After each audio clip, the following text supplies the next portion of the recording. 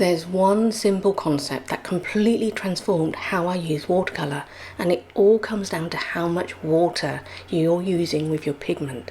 If you've ever felt like your washes are too weak or not turning out how you imagined, this might be the missing link. It's one of those game-changing insights that suddenly makes everything fall into place, and it's a beautifully simple idea, but once you see it in action, I think it's going to unlock a whole new level of control in your watercolour.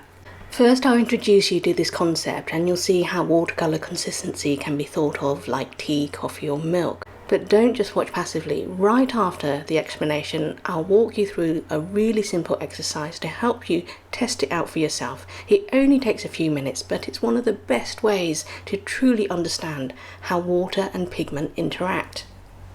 Mastering the water to pigment ratio is something that many people struggle with. But it is a skill that will improve with experience, practice and experimentation. A game changer for me was when I was introduced to an analogy about viewing water consistency as tea, coffee, milk, cream and butter.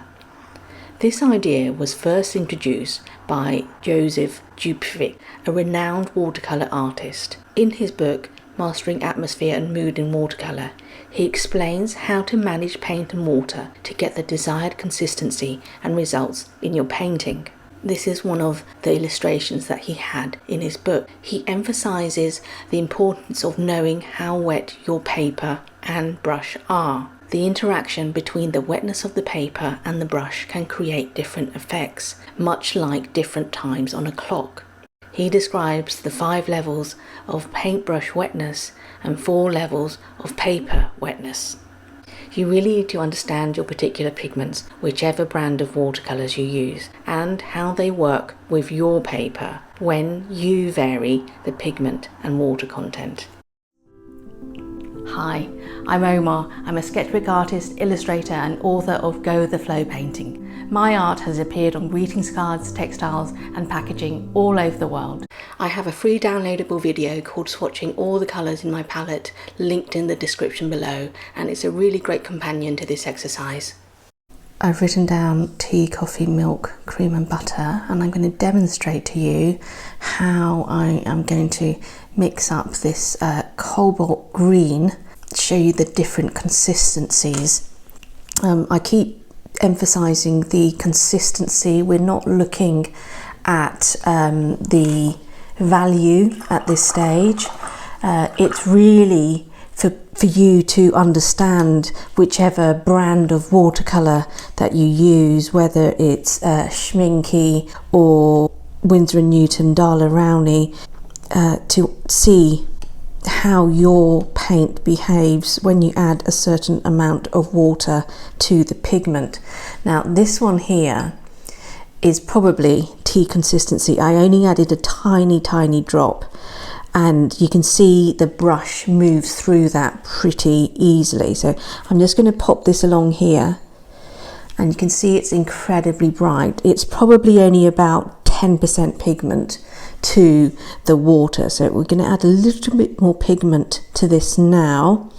You can see the consistency even in this palette has changed, and that's one of the major things that I look out for when I am mixing colours. And it is so important to understand how your particular pigment works, and so you get an understanding for it. I'm using Schminke, but other pigments will behave differently, and I need you guys to start learning how your materials work.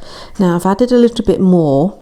I think I might just add a tiny bit more pigment to this, because it's milk consistency is probably 50-50, sorry, 50-50. So it's 50% pigment and 50% water. We have this happening now. Now cream, this is double cream. I think in the US you might call it heavy cream. So the thicker cream. Maybe a little bit more than that, a lot more than that actually, if I'm really trying to get that double cream consistency. and you can see how much thicker it is compared to the others. Now for the butter consistency, it is really what comes straight out of a tube. If you don't have tubes of watercolour paint, don't worry about it. Just try to understand this consistency here. I have got a little bit of water on my brush, but it is pretty much this. Now I could have ended the video here, one and done, but honestly the only way to truly understand this concept is to repeat it with other colours in your palette. You'll start noticing how each pigment behaves a little differently, and that's where the real learning happens. Let's start off with the Brilliant Opera Rose, and we're going to do exactly the same, where we are just getting a feel for the consistency so that you know how your brush behaves and how this pigment feels and looks. Firstly, on your white palette or your plate or the lid of your watercolour pan. So you've got your lightest value there, and something to be aware of is how much that wash will move around in your palette, and that rate of movement will vary very slightly at each stage. That's the next one, and I think we're still kind of in the weak tea. This one is very weak at the top. I suppose we're moving towards coffee now. Probably do with a little bit more pigment, and not only is the colour stronger, the way your brush moves through the palette and the way this actually sort of moves in the palette is different. You can see it is moving at a slightly slower, sedate pace. This is probably getting towards cream, single cream as we would say in the UK. Let's add a bit more. I'm just going to show you, see how much this is moving around the palette. There is some movement, but it's not really doing too much. Let's bump that up a bit more. Yeah, this is definitely getting darker. Thicker.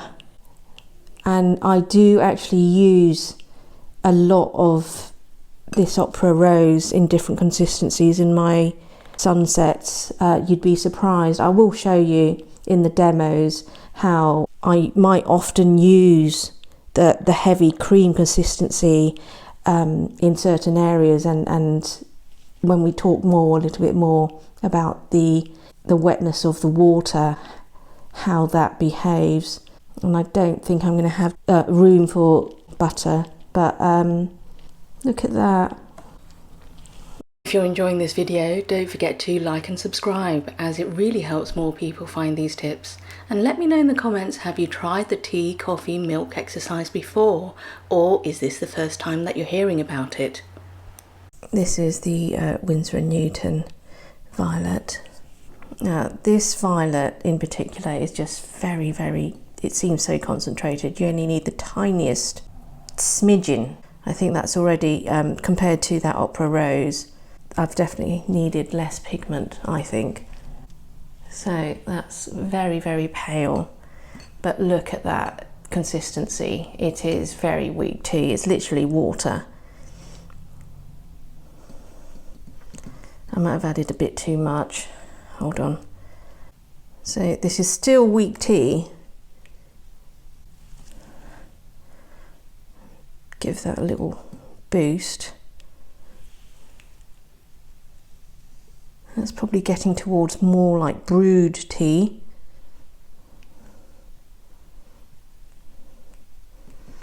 And already it just feels more viscous. I don't know another word for it. You can see how the brush just moves through that differently.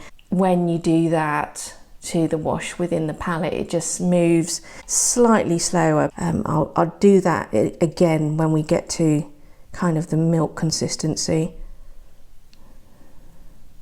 Oh, there again. Okay. And even more.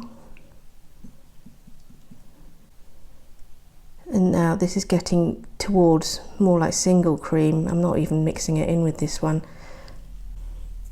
And I'm not going to do too much more because I rarely use this violet beyond this kind of consistency. It's just so intense. Maybe I would go that dark in a sunset. If I show you this consistency in this palette here, when you put your brush through it, you can hardly see that white of the palette under there. So these are the sort of things I want you to be looking out for, so you just have a better understanding, because it really is going to be important in the later stages and the first set of demos. A warm-up exercise like this may be a bit simplistic or tedious for you, but I will say, even for me, to revisit trying to understand how I can present this type of information and looking at how well it covers the bottom of the palette and if it moves around the palette, things like that are really important. Controlling the wetness is crucial for achieving various watercolour techniques such as wet on wet washes or wet on dry details. You may think that you are wasting paper, wasting pigment, or wasting your time, but that is far from the truth. In reality, you are investing in yourself and your growth as an artist. In this age of social media, it is really easy to overlook the countless hours of practice and learning from failures that experienced watercolour artists, including myself, have had to put in behind the scenes. What you see online are polished, finished pieces, but behind each are many studies, experiments, and lots of mistakes. So I want you to embrace all of your warm-up exercises as an essential part of your own artistic journey. Getting the right water to pigment mix takes a bit of practice, but it is worth it. So I hope you will try this little exercise a few times, and I think you will start to see real improvements in how your colours flow and layer. Thanks so much for watching, and I'll see you in the next video.